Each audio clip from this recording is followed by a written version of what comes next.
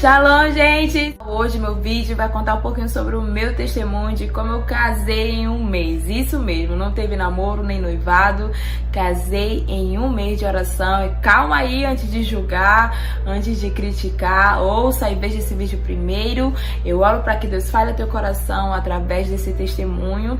Já digo que testemunhos não são doutrinas, você não pode pegar o meu testemunho como doutrina para tua vida e dizer, nossa, agora eu vou casar daqui a um mês. Calma aí, testemunhos são para edificar a nossa fé e te lembrar que Deus tem sua maneira de falar com cada um de nós, sempre confirmando na palavra e através de um relacionamento de intimidade com o Pai. Então, antes de iniciar, quero ler em Tiago, capítulo 1, versículo 6, que diz assim: mas peça com fé, não hesitando, porque o que hesita é como a onda do mar, que é levada pelo vento e lançada de uma para outra parte. Hesitar, duvidar, ter incerteza. E se tinha alguém que tinha dúvida, que era indeciso, essa alguém era eu. Eu era uma pessoa muito indecisa e isso tudo começou através da minha infância. Com 6 anos meus pais se separaram, minha mãe foi morar com outra pessoa, meu pai ficou desestabilizado emocionalmente, foi morar com a minha avó paterna, e eu com 6 anos, minha irmã com 2, meu irmão com 8, nós fomos morar com os nossos avós. E assim, toda criança que tem pai separado sabe que no dia dos pais o que a gente quer não é brincar. No dia das crianças a gente não quer brinquedo, a gente quer o nosso pai. No dia da nossa formatura a gente não quer, ter algo, mas a gente quer o nosso pai, a nossa mãe. Eu agradeço a Deus pela vida dos meus avós, eu digo que eles foram os mardoqueus da minha vida, mas assim, a falta do meu pai, fisicamente na minha infância trouxe, muitos traumas, e um desses foi a rejeição e a carência, Hoje, para a glória de Deus, meus pais voltaram depois de 10 anos separados. Eu ainda vou também gravar esse testemunho, mas eu digo para vocês que com isso gerou dentro de mim uma Maiara indecisa, uma Maiara carente, uma Maiara com sentimento de rejeição. E eu cresci, com esses sentimentos ao mesmo tempo que o meu coração ardia por missão. Também vou contar isso no outro testemunho, onde eu vou falar, sobre essa questão da orfandade. E muitas vezes a gente acha que ser órfão é somente de pais que morreram, mas muitas vezes nós somos órfãos de pais vivos, E foi o que aconteceu comigo durante a infância. Hoje, graças a Deus, como eu disse, meus pais voltaram, mas isso deixou traumas na minha vida de carência e rejeição.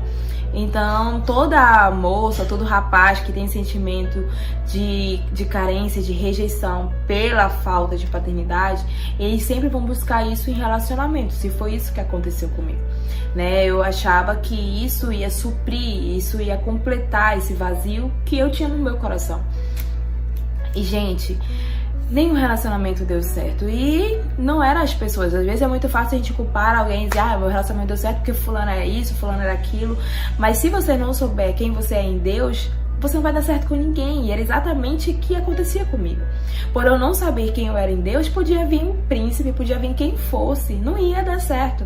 Você precisa primeiro se conhecer, saber quem você é em Deus, porque você não vai ter alguém para te completar. Você vai ter alguém aonde vocês vão abundar, Você já vai estar completa em Cristo. Você já vai estar completo em Cristo. Essa pessoa só vai o quê? Abundar, Vai vir para trazer mais bênção para tua vida, para te completar de uma forma, não que você é incompleto, mas de completar uma forma que vocês dois juntos vão ser um só em Cristo Jesus. E foi isso que aconteceu. Então, assim, cheguei a ser noiva, E foi quando chegou o ápice, Que foi onde eu achava que iria casar, que ia dar certo. Noivei. E quando nós terminamos, Deus avisou, Deus usou, gente, um profeta pra mim, na semana, dizendo que não era da vontade de Deus, que o Senhor ia permitir um giro, de 360 graus na minha vida. Eu ia sofrer, mas era a permissão de Deus, porque o Senhor estava me moldando para uma grande obra que Ele tinha que fazer na minha vida e que o meu esposo, o Senhor, já tinha separado. E isso foi numa quinta-feira, tava noiva, feliz da vida. Quando foi no domingo, aconteceu uma situação, que a gente terminou o noivado, que eu nem entendi na hora. Foi algo assim, terminou e eu comecei a chorar. Eu lembro que eu fui pra igreja, irmãos, misericórdia, Parecia assim que tinha morrido alguém. Porque até então era a esperança que eu tinha, sabe? Nossa, uma menina que nasceu num lar disfuncional, sabe? Que cresceu vendo os pais separados, brigas, e de repente tem uma oportunidade de ter uma família. Uau, é essa oportunidade que eu vou agarrar. E quando você vê essa oportunidade escapando das tuas mãos e você sem ter o controle de poder fazer algo, eu disse, cara, eu nasci pra ser encalhada. Meu Deus, o que vai acontecer com a minha vida? O que vai acontecer daqui pra diante? Eu vou ser uma missionária solteira, né? Vou fazer obra solteira. Acho que Deus não quer que eu tenha uma família. E esse é um dos maiores erros que a gente cai. Pela falta de identidade em Deus, nós queremos culpar a Deus pelas coisas ruins que acontecem. E foi quando realmente eu falei, não vai mais. Comecei a me frustrar.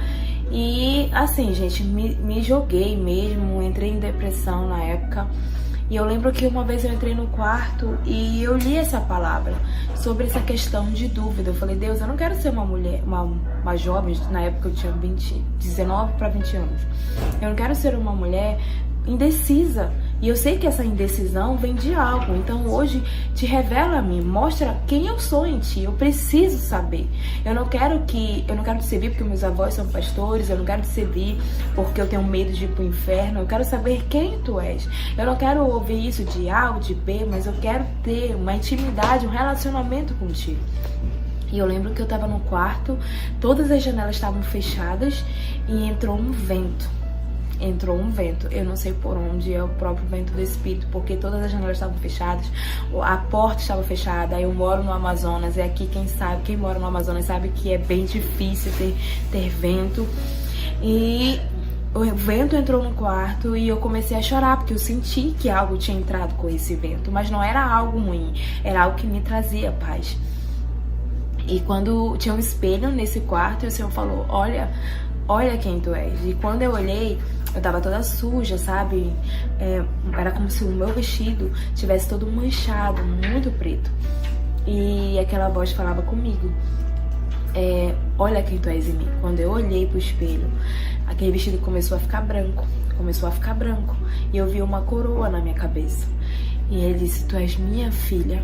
E você não precisa fazer nada, você não precisa fazer as coisas para ser minha filha, tu és a minha filha, Mayara. E naquele momento, pela primeira vez, eu dancei no Espírito, eu dancei com o Senhor no quarto, eu nunca vou esquecer essa noite. E foi naquele dia que o Senhor curou de toda a orfandade, de toda a rejeição, de todo o sentimento de abandono. E eu falei, eu não preciso de alguém para ser feliz, eu não preciso de alguém para me completar. Eu tenho Jesus, Ele é tudo que eu preciso. E naquele momento em diante eu coloquei algo no meu coração. Eu não vou mais me relacionar com ninguém para suprir essa carência, porque a carência que eu tinha, Jesus já supriu, sabe? O abandono que eu tinha, Jesus já curou. A rejeição que eu sentia, Jesus já me libertou. Eu sou filha, eu sou amada, isso basta. E eu coloquei isso, sabe? O Senhor me visitou de uma tal forma que eu me posicionei como filha. Eu falei, a partir de hoje, chega de carência. Eu sou filha de Deus, eu sou amada. E eu comecei a mergulhar nas escrituras, sabe? Que o Senhor nos deu o Espírito, sabe? A qual nós clamamos por Abba, Pai. E eu falei, uau, é sobre isso, é sobre intimidade. Eu tenho um pai, eu sou filha. E quando comecei a colocar isso no meu coração, eu comecei já a fazer as coisas na igreja, não porque meu coração ardia por injustiça, mas por eu ser filha de Deus, eu entendi que eu tinha que manifestar o reino do meu pai, que eu era um representante do meu pai na terra. E então comecei a fazer, mas com outra intenção, sabe? Com um fogo que realmente não queria a aprovação do pai, mas que fazia por amar o pai, por estar com o pai. E isso totalmente mudou a minha vida. Eu digo que existia a Mayara antes e após ela saber quem ela era em Deus, quem ela é em Deus. E nisso que eu comecei a de fato entender que eu era em Deus, eu conheci o Michel, que hoje é meu esposo, ele estava na igreja, fazia parte dos jovens e eu fazia parte da liderança dos jovens. E eu lembro que a minha célula, né, de jovens tinha em torno de 20 meninas, 25 meninas, e todo domingo após o culto nosso líder chamava a gente para ir pro lanche. E nesse tempo o Michel tinha um carro e as meninas falaram, ai Mayara, a gente tá de salto, será que tem alguém pra levar a gente e tal? Eu falei assim, olha, tem aquele irmão, vou lá perguntar dele se ele leva a gente. Até então eu tinha zero contato com o Michel, não falava com ele, só a paz, em momentos de nada de amizade. E aí ele, não, levo sim, com certeza. E ele começou a levar, né, a minha cela, dava 2, 3 voltas lá pro lanche, terminava o lanche, deixava todo mundo em casa e eu era a última que ele deixava. E nisso a gente começou a conversar. Mas só sobre as coisas do reino, sobre as questões do evangelismo, né? As estratégias que a gente tinha pra evangelizar em ônibus, em locais que ninguém vai. E eu comecei a conversar com ele sobre isso, e ele começava também, em nosso coração ardia em falar sobre aquilo que Deus estava colocando no nosso coração.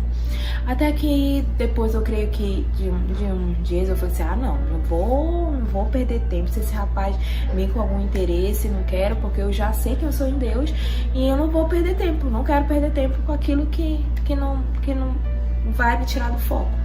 E aí eu cheguei e falei assim, você tá sentindo alguma coisa por mim? Aí ele falou assim, por quê? Porque você tá sentindo alguma coisa por mim? Eu falei, eu tô, mas eu não quero perder tempo. Eu fiz um propósito com Deus. Ele falou, eu também. Você apaixonou por mim? Ele tá aqui falando. E aí a gente fez um propósito, né? Eu falei assim, então eu não quero perder tempo, você não quer perder tempo. A gente não quer namorar.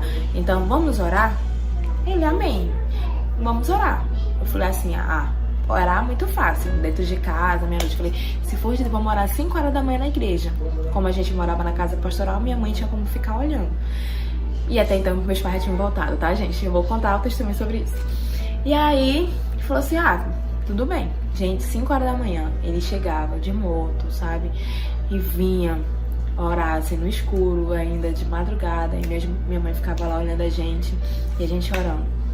Quando deu 15 dias, ele indo todo dia 5 horas, eu falei assim, nossa, realmente esse rapaz é persistente. Então, quando deu 15 dias, eu falei assim, mas eu não quero continuar esses 15 dias pra me frustrar lá na frente. Eu vou continuar esses 15 dias se de fato for a voz de Deus. E eu fiz um propósito só na minha mente, né? Eu tenho muito isso comigo, que Satanás, ele pode jogar seta, mas ele não ouve nossos pensamentos, a não ser o Senhor, que é onisciente. E eu fiz um propósito com Deus na minha mente. Falei, Senhor, se for da tua vontade, eu vou conversar com ele, que quando terminar os 15 dias a gente vai casar. Se não for, ele não vai aceitar e eu vou saber que isso é a tua vontade pra minha vida, e amém. A gente vai terminar esse tempo de oração sem ser frustrado, né? Como amigo e irmão em Cristo Jesus. Irmãos, quando deu os 15 dias, cheguei com ele e falei. E pra minha surpresa, porque eu achava de verdade que ele ia dizer não, porque, gente, 15 dias a gente mal se conhecia. Ele falou assim, amém, é de Deus, porque eu também não quero namorar, eu quero casar. E eu falei assim, meu Deus, eu caí assim, né? Eu falei, misericórdia, e agora? E o Senhor falou muito forte no meu coração, ouça a minha voz.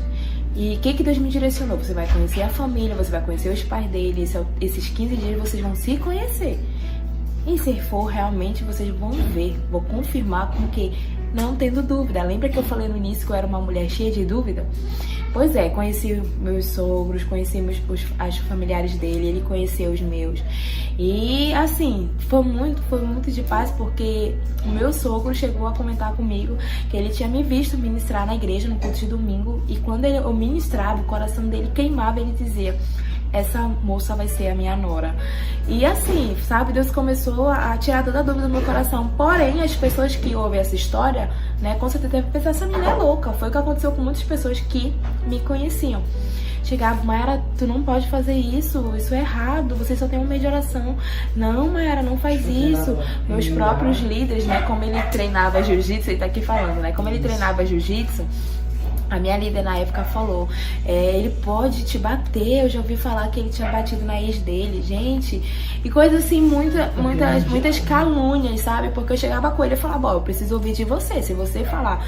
E ele falava, não, nunca aconteceu isso. E eu, gente, hoje, pra glória de Deus, nós temos 9 anos de casado, nós vamos completar 10 anos agora. Meu esposo nunca levantou, sabe, o braço pra mim, a mão pra mim. Nós dois, eu sou mais assim, né, sanguínea e tal.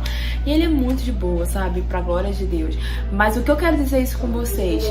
Que eu tinha que, de fato, ouvir a voz de Deus, sabe? Porque lembra, no início eu era muito indecisa. Então, foi uma maneira de Deus tratar a minha intimidade com Deus, de eu ter tanta intimidade com Deus a ponto de ouvir a voz dele e não ter dúvida em relação ao que as pessoas iam dizer. E eu falei, Senhor, por quê? Qual é a forma? Como é que eu vou saber que é de Deus? Quando não há dúvida no teu coração, quando traz paz, primeiro, meus pais, para a glória de Deus, sentiram paz e abençoaram. Meus avós, que me criaram como filha, sentiram paz e me abençoaram. Os meus sogros, né, os pais dele, sentiram paz e nos abençoaram. Então, a nossa família teve paz. Então,